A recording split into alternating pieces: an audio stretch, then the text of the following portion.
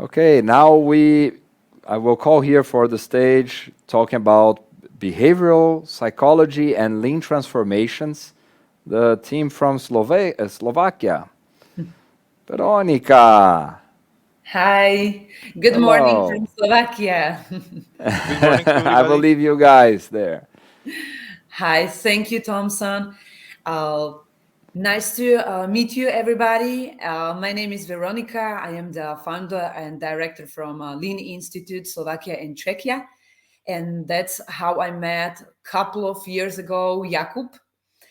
I must say that Jakub is real lean enthusiast, and he proved me during the years that he is really lean positive in the good and also in very very tough periods. So that's why it's great that Jakub has chosen this kind of topic, and I'm also excited to hear about it from him. So Jakub, the main stage is yours. Thank you very much. So, greet to everybody. And today I would like to say you something about behavioral psychology and lean transformation. So, when I'm coming to some company as a consultant, I always asking how many lean transformation you already started in your company. And this is my first question when I come somewhere. And typical answer always was like, true, true. We already tried to make a lean transformation multiple times, but in this area of the country, it's very hard to change people. And firstly, I thought, okay, maybe it's really true, and this area really somehow different than the others. But when this argument gradually come almost in every one company, I found out that something is wrong, and there need to be some another root cause for that. So I started to ask myself, what is the root cause then? And of course, when the baseline as a top management commitment and all of these stuffs, it need to be done. That's a baseline. But when this is really prepared and the top management is committed, uh, why still a lot of or most of the lean transformation failed? So I started to ask myself, it's a problem in the hard skills or it's a problem in the soft skills? So in which part of the lean transformation is any problem? Uh, to be successful in a lean transformation in a sustainable manner, because sustainable it's very important in lean transformation. In my eyes, it's very same like to be lean as a man. So if you want to be lean as a man, it's not crucial to exercise in a gym, uh, because if you receive more calories than you burn, it will not help you anyway. So you need to be focused especially on the food. If you are able to manage food, you are able to be lean in the real life. And the same principle is working in the lean transformation. But the food of the lean transformation, in my opinion, are people and the culture of the company. Mm. So that's 80% of the lean transformation. And the reason why I think so is that even when I was in some small companies where they really didn't know anything about lean, and there was positive culture and positive working environment, they did lean even without that they knew that they are doing lean. So that's the reason why I thought that the culture is really really important, and the change management is 80% of the lean transformation. Uh, so then I assumed that the problem we should try to find in the soft part of the lean, and I try to be more focused on the change management and on the behavior, what's happening there. So I start again asking myself, is there enough trainings, information regarding this topic?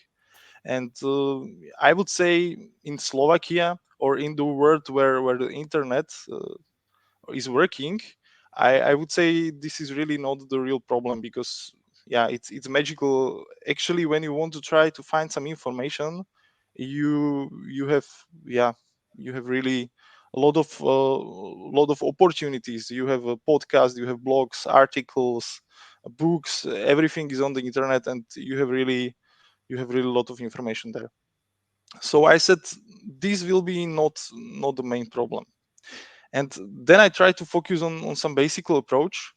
And actually there is very popular concept for communication of the changes in the change management. where we need to answer some question to the people. So we need to communicate some questions.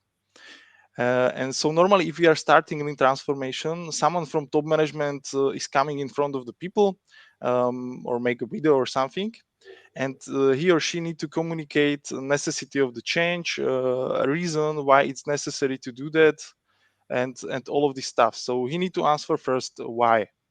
Uh, then of course, that's a really important thing, and I don't want to say that this is not necessary. So it is definitely. But second thing is to explain people how. So made some trainings, show them how to do that, train them in all tools what they need to do, and that's the second step, which is again very important.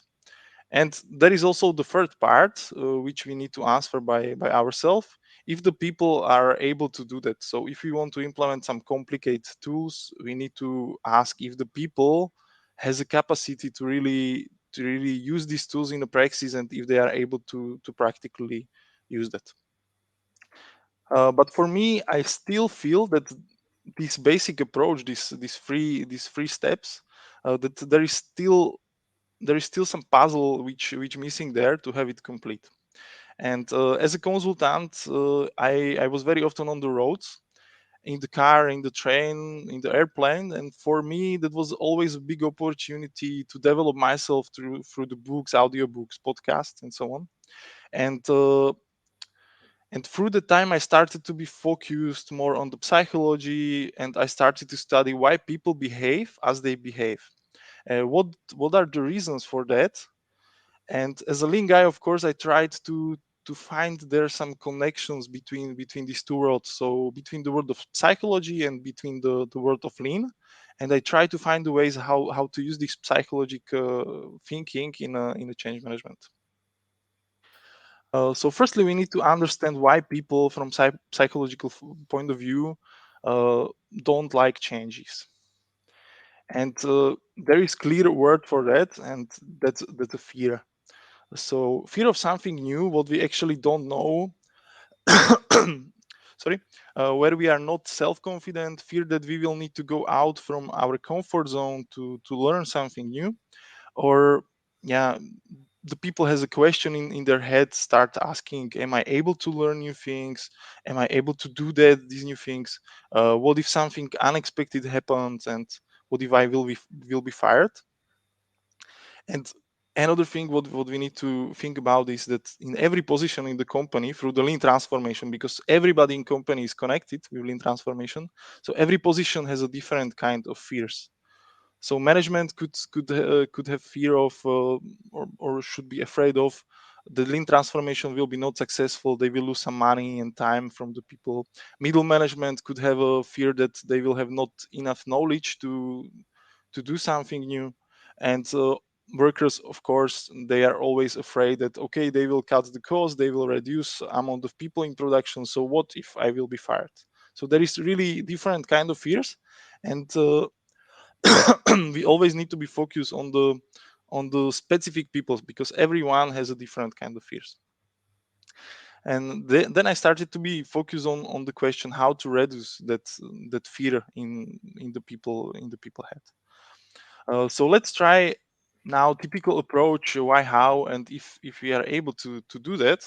So now I would to ask Veronica, like, Veronica, what is your biggest fear? I don't know if the biggest, but as we discussed before, the spiders, but big, big spiders, I hate Okay, okay, from okay. these So three. I will now try to use our technique. So Veronica, come on, why you are afraid of spiders? They are much much smaller than us, and if you don't attack them or press them somehow, they cannot bite you. Or I can say statistically, you should have much bigger fear from the car, because much more people are dying in a car accidents than the bite of the fear. So Mhm. that's my why. Now I will explain you how. Yeah, how you just, if you want to live with spider, you just need to be careful that you will not somehow press them or something like that. And if you don't press them, they have no reason to attack you. And Mhm. if you are able to do that, I would say without fear, of course, you are able to do that. Yeah, you just need to walk to do some room with the spiders, and you are there. So I would say there is no problem to do that. And now I have another question for you. It helped you actually. It's a fear away. No. Okay, If I I thought that. have the tarantula in my head, even if it's smaller, it's not helping. Okay, okay, that I expected. So it's a good answer. So now my question for everybody here: have rational arguments ever helped you when you were afraid or stressed or under the pressure? So in any difficult point of your life? I don't think so.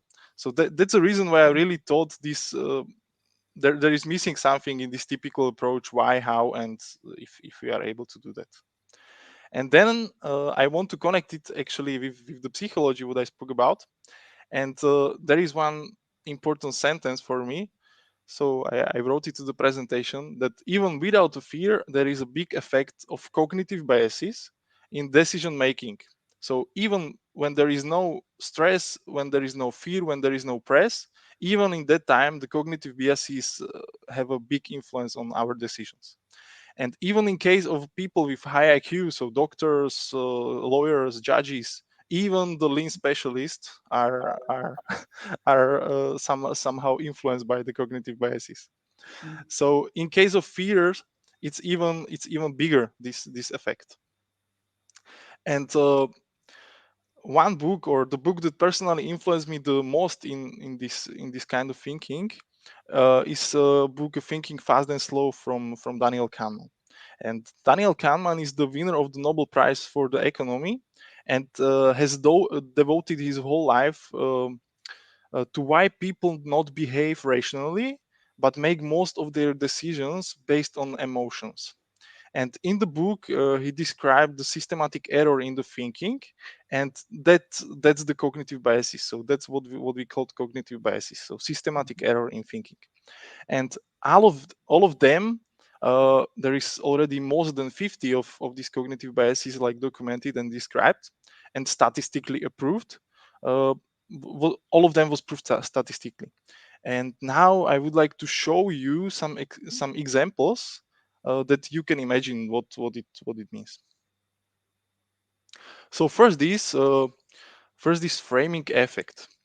And it's about that we have some words in mind which can influence our decision really hardly. And framing effect is about the power of the positive and negative word. And in this example, you can see that there was doctors from Harvard University, so really the guys with high IQ and really clever guys. And now you will see if they was somehow influenced by the word power. So doctors from Harvard University should choose if they will go for the surgery or different way of treatment. And they had some informations in the documents, and everything were written really in the same way. Only difference was in way of saying one important sentence or one important information about the surgery, and it was on the end of this document. And the first sentence was like, after 1 month the patient survival rate is 90%. So you can see there is a positive word. So patient survival, so it means they are still alive. And second one is the after 1 month, the patient death rate, so it means they will die, is 10%. Uh, Mathematically, it's really the same sentence. And now again, Veronica, I will trust to try to ask you. Do you think it had some impact on the decision making of these doctors? I guess for sure. I have a personal experience, and it's for sure true. The And first one, of course. of course. And that's really interesting that the people where we expect it that they are making decision really without emotion, just because yeah, it's there is going about life, so that there cannot be emotions in decision making. And now I will show you like what was the result of this research. And 84% of the doctors which saw the first document decided to go for the surgery. And in second sentence, just the 50% of them. So you can see really that the difference between these two is really crazy. And as I said, it's clever guys and the guys where we expect it there will be no emotion in decision making. I will show you the second one, which is called lively perception of the probability. And that's very same, just it is about the number. So if we speaking about some percentually probability that something will happen, and if we will use like real numbers, so you can see the example.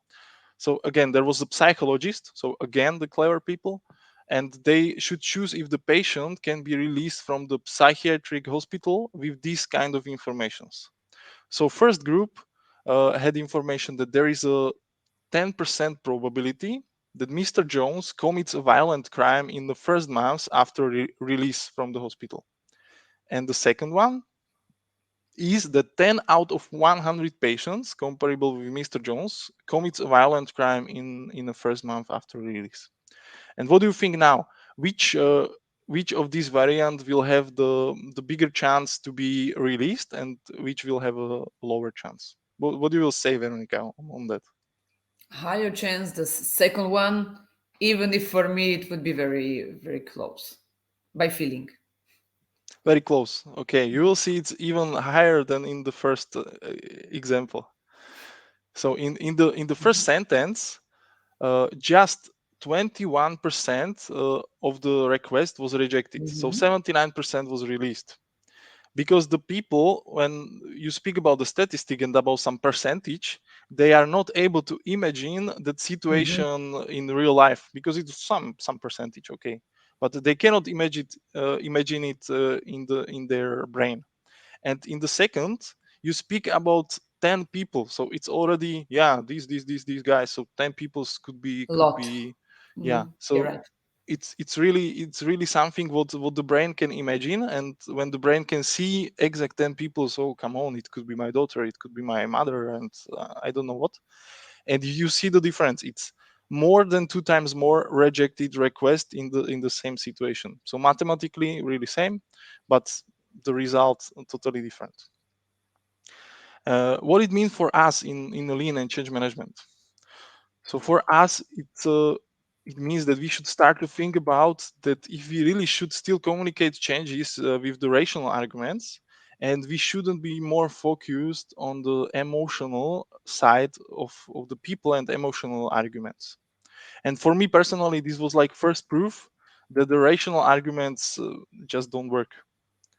The second proof for me was when I started to read the book about the negotiation, because change management is whole change management is about negotiation. I think that you will all agree with me, because you need to negotiate with management, you need to negotiate with the workers, middle management. You still need to negotiate something. And the book which really had a big impact on me was the book from Chris Voss, which is the or who is the main negotiator of FBI. And that's a book, Never Split the Difference. And I don't want to go so deep because we have no so much time, but in the end it was about that in the past, FBI always negotiate with terrorists and all of these people with the really force, with the pressure, and with the rational arguments. And they had really bad results in this approach. And afterwards, Chris started to work with the Harvard University, and they developed a concept of negotiation, which was really done with the or based on emotions. And they tried to really calm down the second side, even if it was the terrorists. They tried to create the relationship with them and try to really discuss and really show the empathy to the second side, and try to put there a lot of emotions, never ever pressure, no rational arguments, just to play with the emotions.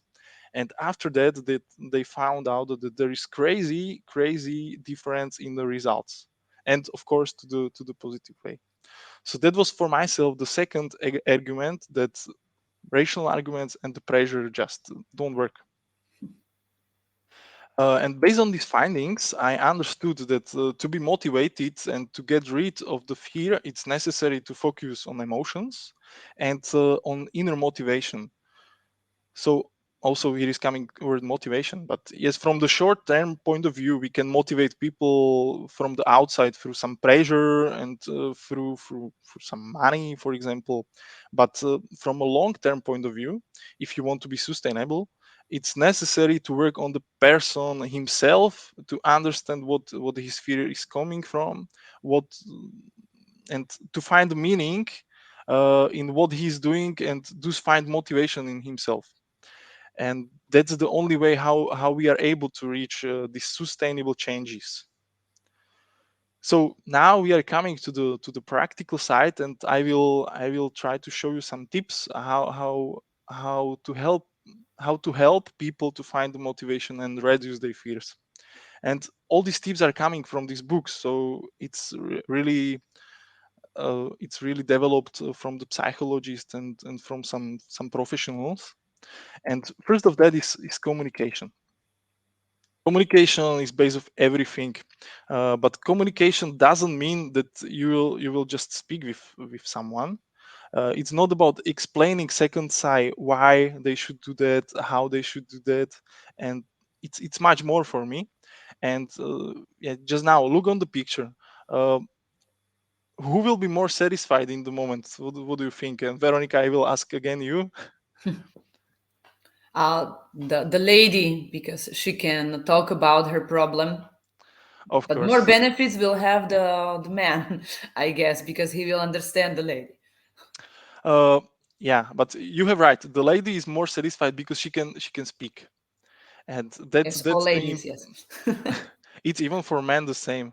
And that's really the point, that people, when the people want to understand their problems from inside, they need to speak about that, and then brain is starting to work. And due to that, it's really important to speak with the people about their fears, about the changes. But speak in this case don't mean speak from our side, why, how, and so on. But we need to really practice active listening. So we should ask and actively listen, not just the listen, but really actively listen. But be careful, no explanation, no arguments, just to listen. That's a really important thing. And I will say you some tips from active listening. So firstly, what do you need to do when you are starting to talk or listen? It's to show the second side the real interest about the conversation. So you need to start. You, of course, environment is important, but you should start with sentences like, "Tell me everything. I'm here to listen. You, what's happened, and these kind of things, and then just the listen. uh, Through this listening, you should show that you are really listen by some validation. So yeah, I'm sorry to hear that it has to be hard for you. uh, just please don't evaluate, don't give advice, don't try to, yeah, you will do it, and these kind of things. No, no, just to show that you are listening. Then the mirroring. So body language. Always when you copy what the opposite side are doing, they are feeling much more comfortable. So for example, body language, when someone has leg over the second leg, continuously do the same thing, just no so obvious, but yeah, slowly you try to copy the second side. Also, when you speak with him, you need to copy voice of tone. You try to repeat the phrases which the second side are using. uh, Repeat some words which they are using. And of course, on the end, you should rephrase and summarize what the second side tell to you through this time. So just in short sentences, that the second side know that you really through the time listened to her. uh, that was the first tool, which is really important. And now we are coming to the topic what is really important in the change management: how to get neutrals and even opponents on the board or on the positive side in the change management. And for that, I like really principle of reciprocity. I will tell you very shortly story because we have just 5 minutes. When I was in the holiday in the Greece, always on the end of the dinner, they give you some gift. So if you are adult, they will give you some alcohol or some one shot of the alcohol for free. They are don't doing it because they just want to look great, but they are doing it like the really nice sales strategy, because in a head there will happen, okay, I received the gift, I need to do something very same to the opposite side. And what you will do, you will order another shot, or you will order something else, or next day you will come again. And there is statistically approved that if you will create some of these things, uh, you will receive afterwards much more, and it's advantage from for you from the sales side. And in the same way, it's in a factory. So when the factory in the past gave something to the people, when they create the positive working environment, when they care about the culture, the people, there is a much bigger probability that people gave it to you back, and they will have much lower resistance for the changes, and they will try to help you to really make these changes happen. Second one is IKEA effect. This is very popular in Lean, but we just don't know that it's IKEA effect maybe.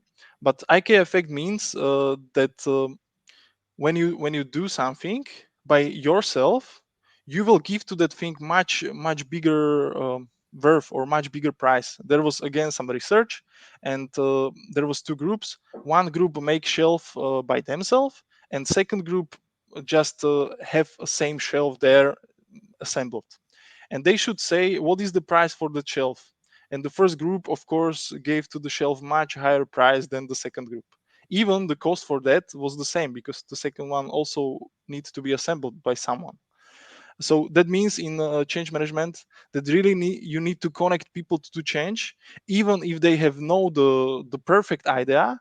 Try to implement it. Maybe try to coach them to find the uh, better solution by themselves, but really implement what the people create. And from it, it will be much more sustainable, and you will have much better result afterwards.